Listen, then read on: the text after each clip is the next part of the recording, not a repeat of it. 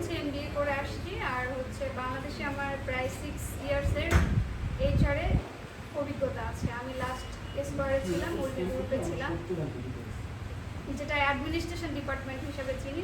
হঠাৎ করে অনেকে এইচআর বললে ভালোভাবে চিনবেন না। সো দীর্ঘ 6 বছরের এক্সপিরিয়েন্স হওয়ার পরে আমি হচ্ছে মালয়েশিয়াতে চান্স পাই। সেখানে স্কলারশিপে চান্স পাওয়ার পরে আমি মালয়েশিয়াতে পড়ার জন্য চলে যাই। তো সেখান থেকে আমার মূলত বিজনেস করার অনেক বেশি আগ্রহ জাগে। অনেকে জানেন, অনেকে ইতিমধ্যে জানেন যে মালয়েশিয়াতে মালয় পিপল, চাইনিজ মালয়েশিয়ান বলে এবং ইন্ডিয়ান মালয়েশিয়ান বলে, এই তিনটা পিপল মিলে ওরা মালয়েশিয়ান। তো সেখানে চাইনিজরা অনেক সুন্দর বিজনেস করে। বাংলাদেশের প্রেক্ষাপটে আমরা ছোটোবেলা থেকে যেটা শুনে আসছি বা এখনও সাধারণ কিছু মানুষের মুখে শুনি যে চায়না বেশি দিন যায় না, দ্যাটস মিনস একটা নেগেটিভ ভাইব, রাইট? সো এটা না আমি মালয়েশিয়া থেকে গিয়ে দেখছি যে না, এটা ডিফারেন্ট। কারণ চায়না যখন আমাদের অ্যাজ এ বাঙালি পিপলদের জন্য একটা প্রোডাক্ট বানায় সেটা সম্পূর্ণ আলাদা থাকে, আলাদা কোয়ালিটির হয়। তারা যদি আমেরিকার জন্য বানায় সেটা সম্পূর্ণ আলাদা কোয়ালিটির হয়। তো সেখান থেকে সেখানকার মেয়েরা, যেমন আমি বাংলাদেশি মেয়ে হিসেবে যদি বিজনেসের কথা স্টার্ট করি, তাহলে আমার মাথায় বা সবাই আমাকে পুশিং করবে যে তুমি কসমেটিক্স করো বা তুমি লেডিস গার্মেন্টস আইটেম নিয়ে কাজ করো। কিন্তু এর বাইরে কেউ ডিফারেন্ট কিছু ভাবে না। যেমন আমার ইচ্ছা যে আমি টেক কিছু নিয়ে কাজ করবো। মালয়েশিয়াতে আমি দেখি মালয়েশিয়ান গার্লরা বা পাকিস্তান চাইনিজ গার্লরা তারা কি করে, নিজেরাই মোবাইল ঠিক করতেছে, নিজেরাই মোবাইল সব কিছু করতেছে, সুন্দর টেকনোলজি বিজনেস করতেছে। কিন্তু আমাদের প্রেক্ষাপটে এরকম মেয়েরা ব্যতিক্রম কিছু শুরু করতে পারে না। তো সেখান থেকে বিজনেস স্বপ্নে আমি একটু ইন্টারাপ্ট করি। আপনার কাছে মনে হচ্ছে আমাদের এখানে মেয়েরা এরকম কোনো বিজনেস করতে পারতেছে না, এইটার প্রতিবন্ধকতা কোথায় বা সমস্যাটা কোথায়? এই জন্য তো আমরা সবাই মিলে কাজ করার চেষ্টা করব যে কোন জায়গাটায় বাধা পাচ্ছে। এটার প্রতিবন্ধকতা হচ্ছে আমাদের স্কিলের অভাব, জ্ঞানের অভাব। যেমন আমি তো মোবাইল টেকনোলজি নিয়ে কাজ করতে পারি না, আই হ্যাভ নো আইডিয়া। জি। তারপর হচ্ছে আমি যদি শিখেও যাই, আমি করতে চাই, আপনি আমার কাছে কাস্টমার হিসেবে আসবেন না। আমি যদি একটা শোরুম দেই, আপনি ভাববেন মেয়েদের দোকান, এরকম একটা নেগেটিভ ভাইব আসবে। না না, আমরা যাব এই কারণে যাব, আমরা অলরেডি বুঝে গেছি টেকনিক্যাল কাজ যে সমস্ত ছেলেরা জানে 80% চোর হয়, একেবারে এটা ওপেন বলা যায় আর কি। টেকনিক্যাল কাজ, গ্যারেজের যারা কাজ করে, যারা কোনো কিছু রিপেয়ার করে, মেরামত করে, মোবাইল ফোনের টেকনিশিয়ান যারা, আমি এই জন্য এই প্রফেশন ছেড়ে দিয়েছি। ওখানে চুরি আপনাকে করতেই হবে। তা যখন একজন মেয়ে থাকবে তখন আমরা জানি যে মেয়েরা একটু কাজে ফাঁকিবাজি কম করে আর কি। এই জন্যে এটা সবাই একেবারে নির্দ্বিধায় স্বীকার করবে, এবং আমাদের প্রত্যেকের ফ্যামিলিতে মা বোন আছে, আমরা এটা আমাদের অস্বীকার করতে কোনো সমস্যা নেই। মেয়েরা ওই ফাঁকিবাজি, যেমন মেয়েদের সিগারেট খেতে হয় না, সিগারেট খেতে না হলে তার ফাঁকিবাজির একটা স্কোপ কমে যায় আর কি। মেয়েরা অন্য আরেকজনের সাথে সে যদি কোথাও যদি কোনোভাবে সে একটা কাজ পায়, অন্য একটা জায়গায় এঙ্গেজ হওয়া, অন্য একটা জায়গায় মানে কাজ থাকলে অন্য জায়গায় এঙ্গেজ হওয়া, এটা দায়িত্ব নিয়ে সে কাজ করতে থাকে তখন অন্য জায়গায় সে সময় নষ্ট করে না। এই জন্যেই মেয়েদের যদি কোনো টেকনিক্যাল টেক সাইডের কোনো শখ বা কোনো সাপোর্ট হয়, এটা অনেকেই অ্যাকসেপ্ট করবে। আপনি এটা কেন ভাবছেন আমি জানি না, হয়তো বা অন্য কোনো মেয়েরা আপনার কাছে আসবে না, কিন্তু ছেলেরা যাবে। প্লিজ। Thank you. ওয়েলকাম। আর হচ্ছে যেটা কমন কথা, যেটা সবাই বলে যে আমাদের এই টিম, আমি বলবো একটা টিম, রাইট? টিমে যারা আসছি প্রত্যেকেই যেটা কমন কথা যে আমরা ভাইয়ের ভিডিও দেখে আসছি, অবভিয়াসলি আমিও লাইক দ্যাট। তো এখান থেকে যেটা আমি শিখেছি, এখানে আমার হাজব্যান্ডের কথা একটু অ্যাড করতে হয়। আমার হাজব্যান্ড আমরা যেহেতু দেশের বাইরে থাকি, আমি অলরেডি ইন্টারন্যাশনাল 9টা কান্ট্রিতে ট্যুর করেছি, অনেকগুলো ট্যুর করার এক্সপিরিয়েন্স আছে আমার। তো ও বলছে আমাকে যে আমাদের বাংলাদেশের মানুষের মেন্টালিটি নেগেটিভ, অনেকে এটা খারাপভাবে নিতে পারে। অবভিয়াসলি আমিও নেগেটিভ, আমার অনেক মন মাইন্ড নেগেটিভ আছে। তো সেই ক্ষেত্রে আমরা একে অপরকে হেল্প করতে চাই, আর আমরা চাই না যে আমার সামনে থেকে আরেকজন এগিয়ে যাক, আমি তাকে একটা ইনফরমেশন দিয়ে হেল্প করি। বর্তমান সময়ে ইনফরমেশন হচ্ছে একটা ভ্যালু, এটা কিন্তু মানের সাথে তুলনা করা যায়। যেটা হচ্ছে ভাইয়া ইউটিউবের মাধ্যমে দিচ্ছে, আর ওনার কথাগুলো শুনে যখন ইউটিউবে কিন্তু এত টাইম নাই কারো একটা 2 ঘন্টার ভিডিও দেখা, 10 মিনিট ভিডিও দেখতে আমরা অসহ্য হয়ে যাই, টেনে টেনে দেখি। তো আমি যখন ওনার ভিডিওগুলো দেখলাম যে ওনার কথার ভিতরে এমন অথেন্টিক ছিল বা এমন ট্রাস্ট ছিল, এবং যেটার প্রত্যেকটা মানে কি বলে ইকোসিস্টেমটা রাইট ছিল, যে আমরা এই ট্র্যাকে সোর্সিং করবো, এইভাবে সেল করবো। হ্যাঁ, যেটা উনি বারবার বলতেছে যে আমি তো আপনাকে সেলার খুঁজে দিতে পারবো না, কারণ তার সেই সময়টা নেই। তখন ওনার ওই ভিডিওগুলো দেখে আমার এত ভালো লাগে, আমি তখন কিন্তু আমি টাইমিংয়ে দেখতেছি না, আমি শুধু আমার কথার জন্য ওয়েট করতেছি, পরবর্তী সেন্টেন্স কী বলতেছে। তো সেখান থেকে এখন আমারও অনেকটা বেশি প্রবল বিজনেস করার ইচ্ছা। আমিও চাচ্ছি অ্যাজ সুন অ্যাজ পসিবল হচ্ছে, যেটা ভাইয়া বারবার বলতেছেন যে আপনারা চায়না ভিজিট করেন। ওনার কিন্তু এত বড় প্রতিষ্ঠান, উনি এতটা সময় আমাদেরকে দিচ্ছেন, ওনার সময়ের কিন্তু অনেক দাম। সেখানে শুধুমাত্র সাধারণ মানুষদেরকেই উনি হেল্প করতে চাচ্ছেন। তো তারপর এখানে এসে দেখি যে অবাক কাণ্ড, অনেক বড় বড় ভাইয়েরা বিজনেস ম্যাগনেটও বলা যায় তারা এখানে আসছেন, আর আমি বিজনেসের কিছুই বুঝি না, হাতে করি। কিন্তু সেখান থেকে আমি মানে বিভিন্ন কান্ট্রি ট্যুর করার সুবাদে আমার বান্ধবীকে প্রথমে ধন্যবাদ জানাই। সে আমার মাধ্যমে দেশের বাইরে যেহেতু আছি, মালয়েশিয়াতে আছে, ওখান থেকে কিছু প্রোডাক্ট আনায় যে আমার পার্লারের জন্য এই প্রোডাক্টগুলো দাও, বা কেউ পার্সোনালি আমাকে বলে।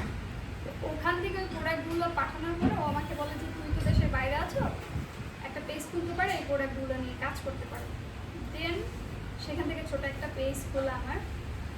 তারপরে ভাবলাম যে না, এটাকে আরেকটু কীভাবে বড় পরিসরে আগানো যায়। আর কাজ যেহেতু ভাইয়া একটা সুন্দর কারেন্ট বলা যায়, কারেন্ট সিচুয়েশনে দেখিয়ে দিয়েছে, যেটা আমি মালয়েশিয়া থেকে চাইলেও এতটা দ্রুত প্রোডাক্ট পাঠাতে পারি না, দুবাই থেকে চাইলেও পারি না, থাইল্যান্ড থেকে চাইলেও পারি না। আমি একটু বলি, আপনি দুবাইয়ের প্রোডাক্ট দুবাই যাইতে পারতেছেন না, দুবাই আমাদের ভিসা বন্ধ আছে বাঙালিদের জন্য। এখন আপনি এই সময় দুবাইয়ের প্রোডাক্ট চায়না থেকে আনতে পারবেন, মালয়েশিয়ার প্রোডাক্ট চায়না থেকে, সারা পৃথিবীর সমস্ত প্রোডাক্ট চায়নাতে আছে, চায়নাতে নাই এরকম কোনো কিন্তু প্রোডাক্ট। ভাই আপনি যেটা এত সুন্দরভাবে শিখিয়েছেন, যেটা বারবার বলছেন যে এই কোর্সটাই অন্য জায়গায় হচ্ছে কোর্স বিক্রি করবেন, আপনি প্রোডাক্টের সোর্সিং করা শিখিয়েছেন। জি, আমি কিছু সিম্পলি মার্কেটে গিয়েছিলাম আমার বান্ধবীর জন্য, আমি দেখলাম যে সে একদম সেই ওয়েতেই বলতেছে এবং একদম প্রত্যেকটা কথা রাইট, যেটা ভাইয়া বারবার বলতেছে, আমরা প্রত্যেকে বলতেছি যে থাও পাও যে অ্যাপসটা আছে ওটার মাধ্যমে যে আমরা প্রোডাক্টটা কিনি। হ্যাঁ, ওটা যে তোদের লোকাল পিপলদের জন্য বানানো, ওইখানকার প্রোডাক্টের প্রাইস বেশি হলে প্রোডাক্টের কোয়ালিটি ইজ গুড, মানে যেটা আমরা বলি লেস দ্যান আলিবাবার থেকে, রাইট? জি জি জি। এই কথাটা কিন্তু 100% ট্রাস্টেড। আর ভাইয়ের সম্পর্কে যে কথাটা আমি বলবো, যে আমার হাজবেন্ড বলছে যে যাদের বাংলাদেশের পিপলদের একবার হলেও দেশের বাইরে এসে থাকা উচিত, প্রত্যেকটা মানুষের মেন্টালিটি চেঞ্জ করার জন্য, যদি সেই সামর্থ্য আল্লাহ সবাইকে দেয় না। এতটুকু আমি শিখেছি যে যারা সবাই না, তারপরেও ভালোটাই বেশি বলা ভালো। যারা দেশের বাইরে থাকে আসলে তাদের মন মাইন্ড এমনিতেই পজিটিভ হয়ে যায়, তারা আশেপাশে যে মানুষগুলো থাকে ওরা খুবই হেল্পফুল, বিদর্মী যাদেরকে আমরা বলি খুবই হেল্পফুল, তারা খুব পজিটিভ থাকে। যার একটা ভাইয়ের মধ্যে পেয়েছে, ভাইয়ের চাইলে এগুলো না করলেও পারত। আমরা যে এই যে এতগুলো লোক দূর দূরান্ত থেকে আসছে, তার কথা ট্রাস্ট, রাইট? আশা করি সবাই আমার সাথে একমত হবেন। আর আমি আমার সম্পর্কে তো আমি বললাম, আমার নিক নাম হচ্ছে মিতু, আর আমার একটা ছোট্ট একটা ইউটিউব চ্যানেল আছে। আমি এতটা প্রফেশনাল না, আমি যেহেতু প্রায় 9টা কান্ট্রি ঘুরেছি, সেখানে আমি কীভাবে একা একা ভিসা করিয়েছি সেগুলো নিয়ে, বা একটু ওটা আমি প্রফেশনালি খুলি নাই, চাইলে আপনারা দেখতে পারেন। আর এক্সপ্লোর, আমরা সবাই আপনার চ্যানেল সাবস্ক্রাইব করব। এবং আমি খুবই অবাক যে ভাইয়া আমার চ্যানেলকে বলতেছে আমি কি আপনার চ্যানেলকে সাবস্ক্রাইব করবো। আমি তো অবশ্যই yeah you can do it, no problem. So আমার এই পেজটা হচ্ছে এক্সপ্লোর উইথ মিতু, টিকটক চ্যানেলও আছে। আর মালয়েশিয়াতে, আমাদের দেশে টিকটকটা তো এরকম প্রফেশনাল না, মালয়েশিয়াতে আমার একটা টিকটকের শপ ছিল, ওখানে আমি অনলাইনে যেটা ডিজিটাল মার্কেটিংয়ে কাজ করা, ওখান থেকে আমি সেলিংটা শিখেছি যে কীভাবে সেল করতে হয়। তো আমাদের দেশে এই পর্যায়গুলো নেই অনলাইনে, যেটা আর কি দারাজের মতো। আস্তে আস্তে বাট দারাজের মতো, দারাজ তো এতটা আমাদের দেশে যেটা জানি যে ইলেকট্রিক্যাল পণ্যের জন্য পপুলার, বাট আদার সাইডের জন্য না। তো আমি অ্যাজ এ ফরেনার হিসেবে টিকটকে সেল করতে পারছি, এটা আমার জন্য খুবই হ্যাপি। এবং আমি হ্যাঁ, তো অসংখ্য ধন্যবাদ আপুকে। আপনি যে কসমেটিক্সটা আনতে চাচ্ছেন, সেই কসমেটিক্সটা কোন দেশি কসমেটিক্স সেটা আপনি বলেন। এখন হচ্ছে আমার যেগুলো কসমেটিক্স আসতেছে আমাদের দেশে থাইল্যান্ডের কসমেটিক্সটা বেশি চলে। ভাই আপনি আমার সাথে অবশ্যই শিওর হইবেন, একমত হবেন। থাইল্যান্ডের কসমেটিক্সটা সব থেকে থার্ড ক্লাস কসমেটিক্স, কিন্তু এটা মানুষে বললে ই করবে না, বিশ্বাস করবে না। কিন্তু থাইল্যান্ডের ওই কোডোমো, জনসন কিন্তু মালয়েশিয়ানও হয়, ইন্ডিয়ানও হয়, থাইল্যান্ডেরও হয়। আপনি যাই না দেখে তারপরে বলেন। যদি আপনি কসমেটিক্স আনেন, যদি বেচার ব্যাপারে কোনো আপনার পরামর্শ থাকে বা কাজে লাগানোর দরকার থাকে, সেক্ষেত্রে আমি আপনাকে হেল্প করবো। আপনি যদি 1 কোটি টাকার কসমেটিক্স আনেন 1 কোটি 2 লাখ টাকা আপনার ডিউটি আসবে। আপনি সেক্ষেত্রে আপনি যদি এইভাবে চিন্তা করেন যে আমি কন্টেনার সহ বিক্রি করে দেবো, আপনি 14 লাখ সর্বোচ্চ 16 লাখ টাকা এর উপরে প্রফিট করতে পারবেন না। আর যদি মনে করেন যে না আনসি ওয়্যার হাউস আছে, আমি মার্কেট টু মার্কেট দিব, সেক্ষেত্রে আপনি প্রফিট করতে পারবেন, সেটা হলো অন্য ব্যাপার। সে অনলাইনে সেল করবে, সে এখন কন্টেন্ট ভাইয়া আমি আপনার মতো এত বড় ব্যবসায়ী না, আমার এত টাকা নেই। সো আমি ছোট অ্যামাউন্ট কসমেটিক্সের বিউটিটা এই রকমের। এখন আমি যে প্রোডাক্টগুলো পাঠাচ্ছি সেগুলো হচ্ছে most of the German, Italy, মালয়েশিয়াতে মোস্ট অফ দ্য প্রোডাক্ট যেটা আপনি বলছেন থাইল্যান্ডের, হ্যাঁ যেহেতু ওরা নেইবার কান্ট্রি বেশি চলে আমাদের দেশে Thailand. Made in Thailand, made in আচ্ছা আমি এখন একটু বলি, সেটা হচ্ছে চায়না ছাড়া কোনো দেশের প্রোডাক্ট, থাইল্যান্ডের মতো জায়গায় যেখানে ওরা কয়েকদিন আগে ভাত খেতে পারতো না, ওখানে কোনো ইন্ডাস্ট্রি নেই। থাইল্যান্ডে কোনো প্রোডাক্ট নিজে তৈরি করে না। ইভেন জাপান এবং কোরিয়ারও কোনো এই ফালতু কাজ করার জন্য কোনো মানে ইন্ডাস্ট্রি নেই, ওগুলো সব চায়না থেকে তৈরি হয়। তো আপনি যেটা লিখবেন, আপনি এখন মেড ইন বাংলাদেশ লিখলে, গার্মেন্টসে লিখলে মেড ইন বাংলাদেশ কিছু মার্কেট পাবে, আর যদি কসমেটিক্সে যদি আপনি মেড ইন কোরিয়া লেখেন তাহলে কসমেটিক্স খাবে। আপনি ওইটাই লিখে আনেন, সমস্যা কি? ওইটাই চলতেছে, তো ওইটা চলতেছে এবং ওটা আপনারা একেবারে হুমড়ি খেয়ে পড়তেছেন ওইটার উপরে। আপনি যে কসমেটিক্সটা ব্যবহার করতেছেন ওটা ব্যবহার না করে প্রতিদিন যদি মুখটা ভালোভাবে ধোন, তাও ওর চেয়ে বেশি কাজ করবে। আপনি কসমেটিক্স হলে বেশি দাম 2,000 টাকা দিয়ে কিনছেন, ওই জন্য বাধ্য হয়ে মাখতেছেন যে এত দাম দিয়ে কিনছে আমার তো মাখতেই হবে। বাধ্য হয়ে তোকে যতটা সাধারণ জিনিস দিয়ে করেন, কলাপাতা দিয়ে করেন, এর চেয়ে ভালো কাজ করবে। প্রথমে একটা কথা বলছি, চায়না বেশি দিন যায় না, এটার একটা এক্সাম্পল দিতে হবে, কারণ আমরা চায়নার সাথে এত বছর জড়িত। চায়নার একটা ফল্ট দিলে চায়নার প্রোডাক্ট হচ্ছে আপনার রিকোয়ারমেন্ট অনুযায়ী তৈরি হবে। আমেরিকার প্রোডাক্ট তো আপনারা একটু চুপ করেন প্লিজ। চায়নার প্রোডাক্ট হচ্ছে আমেরিকায় যায়, তাই আমেরিকার প্রোডাক্ট আপনারা কিনে নিয়ে আসেন, তাই না? চায়নার প্রোডাক্ট কোরিয়া যাচ্ছে, আপনি আবার বেশি দাম দিয়ে কিনবেন, কিন্তু চায়নায় গেলে আপনার তখন নাক সিল্কেনি তৈরি হবে। আমাকে গাইডলাইন করবেন আমি কিভাবে আগাতে পারি। আচ্ছা ঠিক আছে, আপুর কথা আমরা শুনলাম।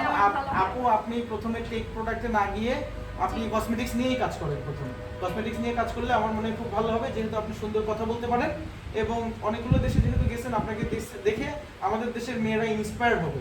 আমাদের দেশের মেয়েরা অন্তত চায়নায় যাক আপনার হাত ধরে, অনেকগুলো দেশ যাওয়ার দরকার নেই, চায়নায় যান নাই তো এখনো। ঠিক আছে, তাহলে আপনি চায়নায় যাবেন, সাথে 10 জনকে নিয়ে যাবেন, আমরা সেই টিম তৈরি করে দেব। যাদের মানে বাড়ির মা বোনরা, আমার বোনরা চায়না যেতে যাবেন, এই আপুর সাথে একটা টিম করে পাঠাবো এবং তাদের বিমান ভাড়া ওঠানোর দায়িত্ব আমার কিছুটা আমরা নিব আর কি, চেষ্টা করবো যাতে ওঠে, এবং আপু ট্রেন আপ করবে আমাদের অফিসে বসে, এটা একদম ফ্রি অফ কস্ট। আর আমি আরেকটা হেল্প করতে চাই আমাদের টিমে, কারণ আমি মনে করি আমি যা শিখছি তার থেকে কাউকে যদি একটু হেল্প করতে পারি সেটা অনেক বড়। অসংখ্য ধন্যবাদ আপু। কয়জনকে হেল্প করবেন, কয়জনকে হেল্প করার পর আপনার হিংসা তৈরি হবে সেটা বলুন। আমার হ্যাঁ, আপনার হিংসা নাই এটা তো বলবেন না। না, কয়জনকে হিংসা হেল্প তো করবেন? অবশ্যই আছে, মানুষ হিংসা বুঝবে না। ওটা যে বলবে যে আমার হিংসা নাই সম্পূর্ণ ভুল। কয়জনকে হেল্প করবেন, কয়জনকে হেল্প করার পর আপনি করতে চাবেন না? আমি যেহেতু ভিসা নিয়ে কাজ করতে পারি, আমি জাপানের ভিসা নিজে করিয়েছি, আমার নিজের ভিসা, আমি যতটুকু কান্ট্রি ট্রাভেল করেছি সম্পূর্ণ নিজের দক্ষতায় করেছি। দেশের নামগুলো বলেন। ইভেন আমি প্রথম থেকে বলি, আমি ইন্ডিয়া, সিঙ্গাপুর, থাইল্যান্ড, মালয়েশিয়া তো যেহেতু স্টুডেন্ট ভিসা গেছে ওটা আলাদা বিষয়, তারপর ভিয়েতনাম, কাম্বোডিয়া, তারপর জাপান, দুবাই, এই সমস্ত কান্ট্রিগুলো আমার অলরেডি ট্যুর করা শেষ। তার মধ্যে আমি জাপানের ভিসাটা নিজে করেছি এবং মজার ব্যাপার যেটা আমি মালয়েশিয়ার মাত্র 24 রিঙ্গিতে করেছি। আমি জাপানে গিয়ে শুনে অবাক যে আমাদের কোনো বাঙালি ভাইয়েরা 16 থেকে 17 লাখ টাকা দিয়ে জাপানে গিয়েছে অনলি ট্যুরিস্ট ভিসা। তাহলে জাপানি ভিসা করার দরকার হলে সবাই আপুর সাথে যোগাযোগ করবেন, 24 রিঙ্গিতে বেশি দিবেন না।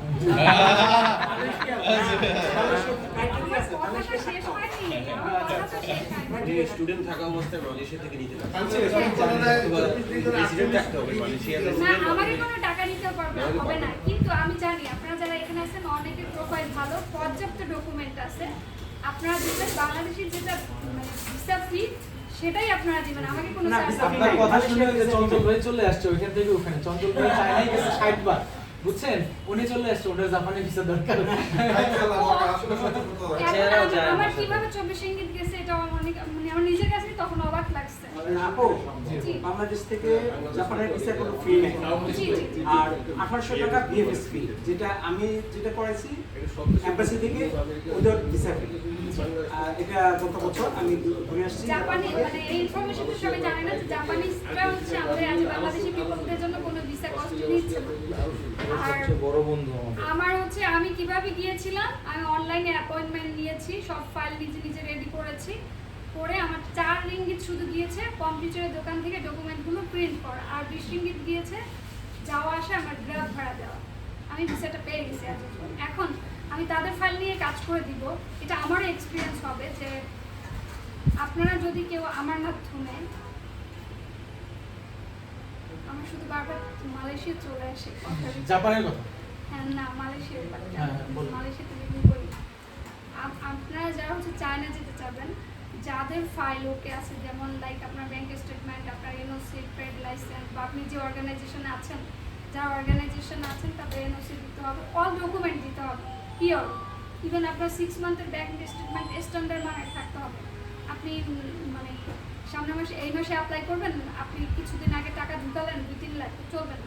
যারা মানে যাদের প্রোফাইল আমার দেখে পছন্দ হবে তাদের জন্য আমি কাজ করবো, কারণ আমি যদি এই টিমে 2 জনকে হেল্প করতে পারি, আমি মনে করি এটা আমার ক্যারিয়ার। অসংখ্য ধন্যবাদ আপনাকে আপু, আপনি আমাদেরকে এতক্ষণ সময় দিলেন এবং আপনার লাইফের এক্সপিরিয়েন্স শেয়ার করলেন। আপনি ফোনটা বন্ধ করে দেন না ভাইয়া, শেয়ার করলেন, এবং আমরা পরবর্তী সময়ে অন্য আরেকজন কেউ কথা বলতে চাইলে একটু বলেন। আপুর তো প্রশ্ন শেষ। Sure sure. আর আমি হচ্ছে যেহেতু এই টিমে একদম লিটল সংখ্যা, মানে সংখ্যা কি বলে লঘু, হ্যাঁ, আমি এক ফিমেল, তো আশা করি সবাই আমাকে আপনি কি আমাদের হোয়াটসঅ্যাপ গ্রুপে আছেন? হ্যাঁ শিওর। আছেন, কিন্তু কথা আমি বলুন না। চ্যাটে আছি। ওকে আমি যদি সামনে এগিয়ে যাই, সারা জীবন এই টিমকে মনে থাকতে, রাইট? ওকে, বিশেষ করে- ধন্যবাদ। Okay, okay. Thank you.